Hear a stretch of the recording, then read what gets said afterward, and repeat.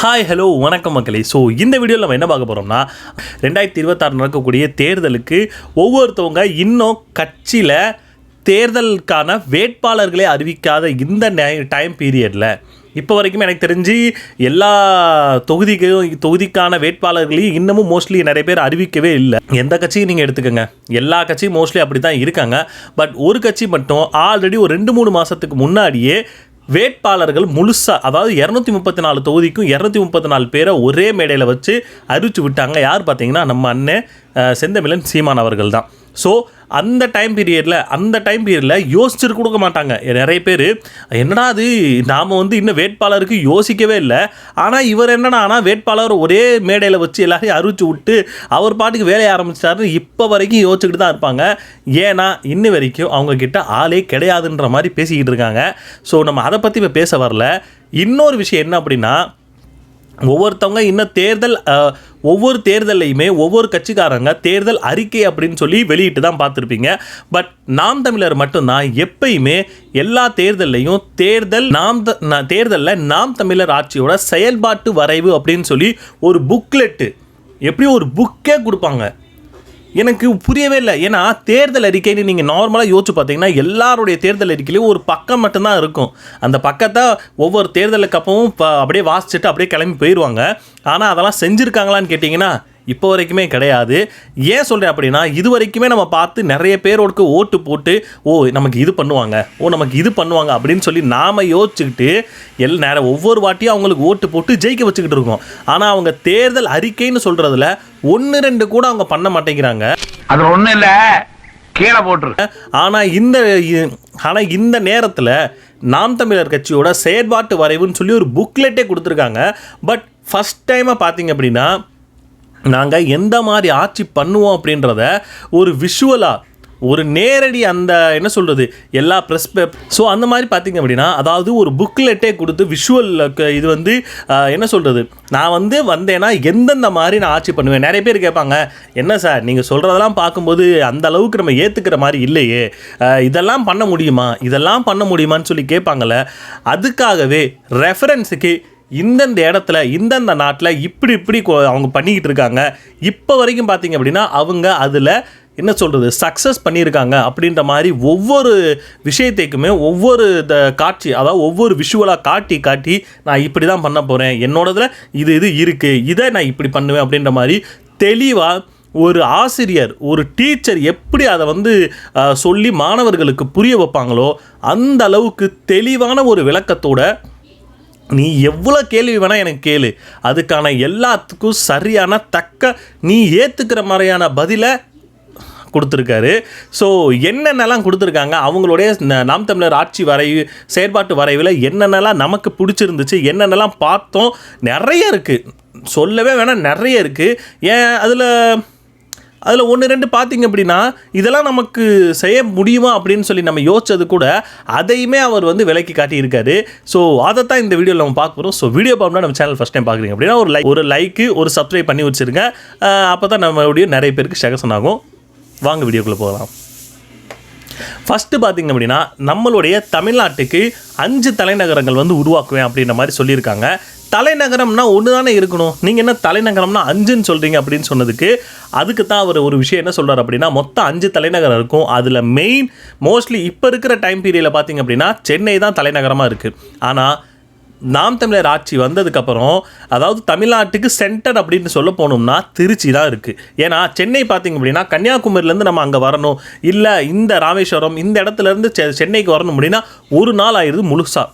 So அந்த ஒரு என்ன சொல்கிறது டிஸ்டன்ஸை கவர் பண்ணணும் அப்படின்னா நம்மளுடைய தலைநகரத்தை நடுவில், அதாவது தமிழ்நாட்டோட நடுவில் அந்த ஒரு என்ன சொல்கிறது ஜியோமெட்ரிக் அந்த இதில் பார்த்தோம் அப்படின்னா திருச்சி தான் வருது. ஸோ திருச்சி தான் நிர்வாக கட்டமைப்புக்கான ஒரு தலைநகரம் இருக்கும் அப்படின்ற மாதிரி மொத்தம் 5 தலைநகரம் சொல்லியிருக்காங்க. சென்னையும் இருக்கும், திருச்சி இருக்கும், கோயம்புத்தூர் இருக்கும், குமரி இருக்கும். ஸோ இந்த மாதிரி மொத்தம் 5 தலைநகரங்கள் உருவாக்கும்னு சொல்கிறாங்க. இதுவுமே ஒரு சூப்பரான ஒரு ஸ்டெப்பு தான். ஏன்னா இப்படி தான் எனக்கு தெரிஞ்சு மேலே, அதாவது ஸ்டேட்ஸு அந்த மாதிரிலாம் நம்ம பார்க்க போனோம் அப்படின்னா அங்கெல்லாம் அப்படி தான் இருக்குது, ஒவ்வொன்றுக்கும் ஒவ்வொன்று. ஏன்னா நம்மளுடைய நிர்வாக வசதிக்காகவும் மக்கள் சிரமப்படாமல் இருக்கணுன்றதுக்காக தான் அவங்க நம்மளை ஓட்டு போட்டு நம்மளை வந்து நிர்வாகம் பண்ணுங்கன்னு சொல்லியிருக்காங்க.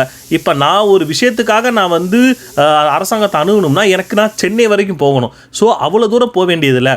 குமரியில் இருக்கிறவனு திருச்சிக்கு ஈஸியாக வந்துடுவான். சப்போஸ் சென்னையிலுமே இருந்தீங்கன்னா திருச்சிக்கு நீங்கள் ஈஸியாக வர முடியும். ஸோ இந்த டைம் பீரியடை குறைக்கிறதுக்காக திருச்சி தான் நிர்வாக கட்டமைப்புக்கான ஒரு தலைநகரம் அப்படின்ற மாதிரி சொல்லியிருக்காங்க. அதே மாதிரி ஏற்கனவே எல்லாரும் சொன்னது தான், ஏற்கனவே இவங்க வந்து ஏற்கனவே அறிவித்தது தான், ஆடு மாடு வளர்த்தல் அரசு பணி.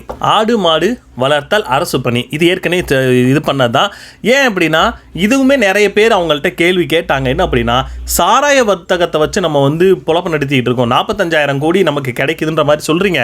ஆனால் பால் வர்த்தகத்தில் ஒரு வருஷத்துக்கு நமக்கு கிடைக்கக்கூடிய அமௌண்ட் பார்த்திங்க அப்படின்னா 3 லட்சம் கோடின்ற மாதிரி ஒரு விஷயத்த சொல்கிறாங்க. அதை அரசே ஏற்று நடத்தும் அப்படின்ற மாதிரி ஒரு விஷயத்த சொல்கிறாங்க. அதாவது தமிழ்நாட்டோட ஒவ்வொரு வருஷமும் நமக்கு தேவையான பட்ஜெட்டே அவ்வளோதான். 3 லட்சம் கோடி இருந்தால் ஒரு வருஷத்துக்கான பட்ஜெட்டே போட்டு ஈஸியாக அதை வந்து அந்த இதை ரன் பண்ணிடலாம். ஆனால் நீங்கள் என்னென்னா சாராய புரதாரத்தில் வச்சு மக்களை வந்து நீங்கள் குடிக்க அடிமையாக்கிக்கிட்டு இருக்கீங்கன்ற மாதிரி ஒரு விஷயத்த சொல்லி அதையுமே சொன்னார். அது ரொம்பவுமே சூப்பராக இருந்துச்சு. அடுத்தது இன்னொரு விஷயம் என்ன சொன்னான்னா, படிச்சிருக்கீங்களா உங்களுக்கும் அரசு வேலை, படிக்கலையா உங்களுக்கும் அரசு வேலை, இனி வேலையே இல்லை அப்படின்னு சொல்கிறது தான் அடுத்த வேலைன்ற மாதிரி ஒரு விஷயம் சொன்னாங்க. அதுவுமே சூப்பருங்க. ஏன்னா இவங்க ஏற்கனவே சொல்லிட்டு தான் இருக்காங்க. அதாவது ஒருத்தவங்க நீங்கள் மற்ற கட்சியெல்லாம் பார்த்தீங்க அப்படின்னா, நான் வந்து 1,500 கொடுப்பேன், 2,000 கொடுப்பேன், 2,500 கொடுப்பேன்ற மத்தியில் நான் உனக்கு வேலை கொடுப்பேன், அதுக்கேற்ற சம்பளம் கொடுக்குறேன், இதை வச்சு நீ இலவசமே தேவையில்லை, நீ மாதம் என்கிட்ட நீ எதுக்கு பணம் வாங்கிட்டு இருக்க, மாதம் உனக்கு சம்பளம் உனக்கு கிடைக்கும், நீ வேலை செய்ய, அதுவே போதும், நீ வேலை செஞ்சு இந்த நாட்டை நம்ம வந்து சரி பண்ணி கொண்டு போவோம், அதுக்கு தேவையான நீ ஊதியத்தை நீ வாங்கிக்க, நீ இலவசம் வாங்க வேண்டிய அவசியத்துக்கு நான் உன்னை வச்சுக்கவே மாட்டேன்ற மாதிரி ஒரு விஷயத்த சொன்னார். வேற லெவலுங்க. எப்படி வேற லெவலு, இதுதான் நமக்கு வேணும்.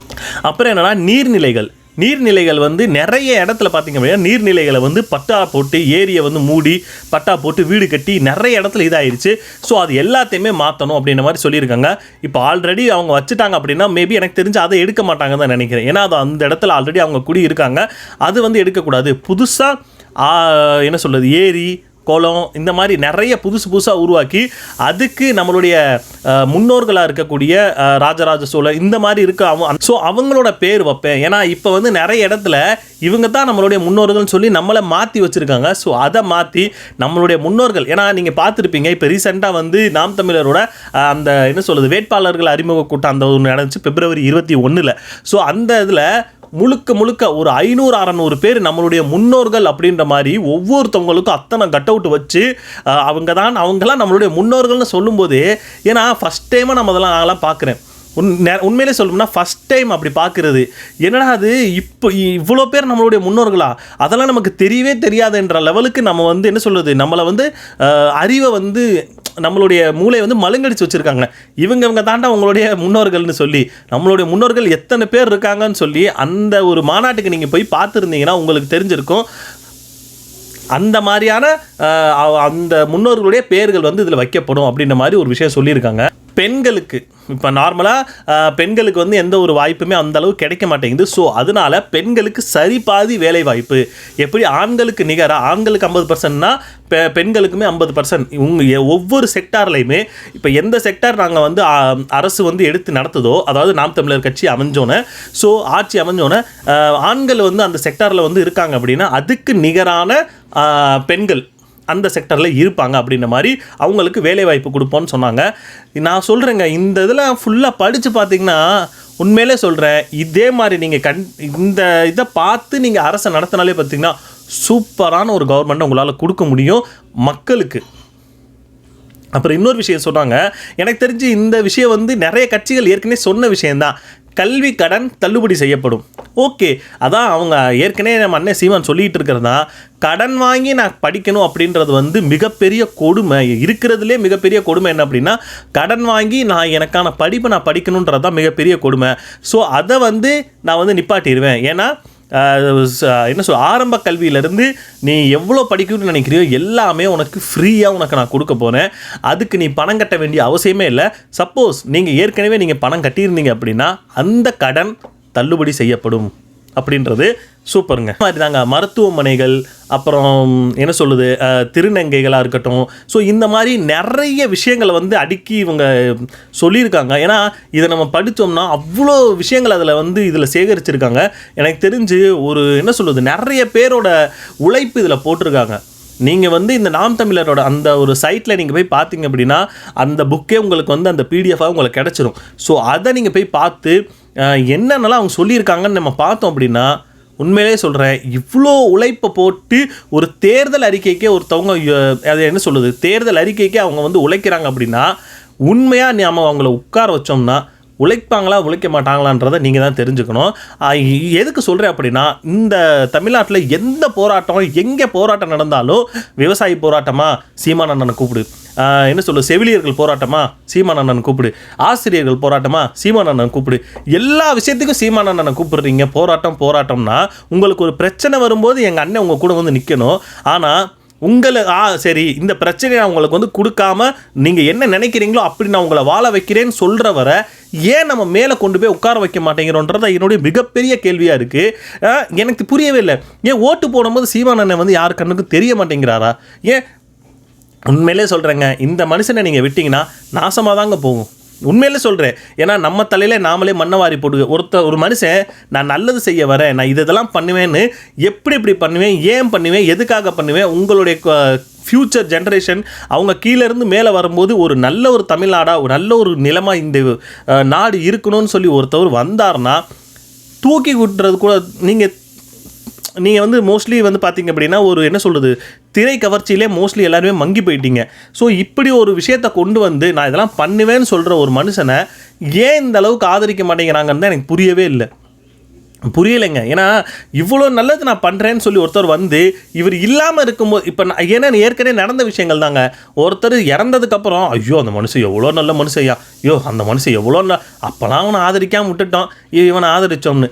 அதே தப்பை தான் இப்போவும் பண்ணிக்கிட்டு இருக்காங்க. ஒவ்வொரு காலகட்டத்திலையும் அந்த ஒரு என்ன சொல்கிறது, அந்த காலமே நமக்கு வந்து ஒரு மனுஷனை நமக்காக கொடுக்கும்.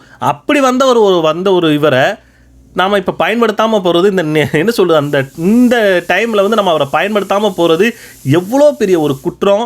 என்ன சொல்கிறது, அது வந்து சொல்கிறதுக்கு வார்த்தைகளே இல்லைங்க. நான் அந்த தேர்தல் அறிக்கையை நான் முழுசாக கூட என்னால் படிக்க முடியும், அவ்வளோ இருக்குது அதில். அதை நான் எனக்கு தெரிஞ்ச 1 2 4 5 விஷயங்களை உங்கள் கூட நான் ஷேர் பண்ணியிருக்கேன். நீங்கள் படிக்கணும்னு நினச்சிங்கன்னா கண்டிப்பாக போய் பாருங்கள். உங்களுக்கும் பிடிக்கும் என்னென்னலாம் சொல்லியிருக்காங்கன்னு. குறிப்பாக இன்னொரு விஷயம், பெண்கள் குழந்தைகள் மேலே வன்புணர்வு பண்ணி தப்பான இதில் வந்து இது பண்ணுறவன் வந்து மரண தண்டனை தான் அவனுக்கு கிடைக்கும் அப்படின்ற மாதிரி ஒரு விஷயம் சொல்லியிருக்காங்க. இது வரவேற்கக்கூடிய ஒரு விஷயம். ஏன் அப்படின்னா இப்போ ரீசெண்டாக நிறைய விஷயங்கள், தூத்துக்குடியில் ஒரு விஷயம் நடந்துச்சு, நிறைய கண்ணு முன்னாடி, அதாவது ஒரு நாள் தொடங்கிறதுக்கு முன்னாடி இந்த மாதிரி விஷயங்கள் கண் முன்னாடி வந்துக்கிட்டே இருக்குது. அப்படி செய்கிறவனை நிற்க வச்சு சுடுவேன்னு சொல்கிறாரு. அதுதாங்க அவனுக்கு வேணும். ஏன்னா அடுத்து இந்த மாதிரி ஒருத்தர் செய்ய போனான்னா, இப்படி பண்ணோம் அப்படின்னா நம்ம அடுத்த நாளே காலின்ற ஒரு மனநிலை வந்துச்சு அப்படின்னா அவன் அதை பண்ணுவானா? அதைத்தான் அவரும் சொல்கிறாரு. அதாவது இதுக்கு இன்னொரு விஷயம் என்ன சொல்கிறாருன்னா, 10 வருஷத்துக்கு அதிகமாக இருக்கக்கூடிய சிறை கைதிகளை வந்து நான் வெளியே விட்டுருவேன்னு சொன்னார். ஆனால் அந்த ஒரு விஷயம் இன்னொரு புள்ளி வச்சு என்ன சொன்னார்னா, அதாவது 10 வருஷமாக இருக்கிறீங்க ஓகே, பட் குழந்தைங்க மேலே பெண்கள் மேலே தப்பான பாலியல் வன்புணர்வு பண்ணி நீங்கள் உள்ளே போயிருந்தீங்கன்னா கடைசி வரைக்கும் நீங்கள் ஜெயிலில் தான் இருக்கணும், உங்களுக்கு அந்த விஷயம் பொருந்தாது அப்படின்ற மாதிரி. சூப்பருங்க. எனக்கு தெரிஞ்சு இதை விட ஒரு நல்ல ஒரு அறிக்கை யாராச்சும் கொண்டு வந்தாங்கன்னா நமக்கு வந்து ஷேர் பண்ணி விடுங்க. கொண்டு வர முடியாதுங்க, முடியவே முடியாது. இத்தனை வருஷமாக பார்த்தாச்சு, இது வரைக்கும் பார்த்துக்கிட்டு இருக்கோம். அவங்க தொகுதிக்கு வேட்பாளரே அறிவிக்க முடியாத நிலைமையில் இதை விட ஒரு இதை கொண்டு வரணும் அப்படின்னா ரொம்ப கஷ்டம். ஸோ அவ்வளோதாங்க, அதான் பேசணும்னு நினச்சேன், பேசிட்டேன். ஸோ நீங்கள் என்ன நினைக்கிறீங்க கமெண்ட் செக்ஷனில் கமெண்ட் பண்ணுங்கள். அடுத்த வீடியோவில் பார்ப்போம். டட்டா, பாய்.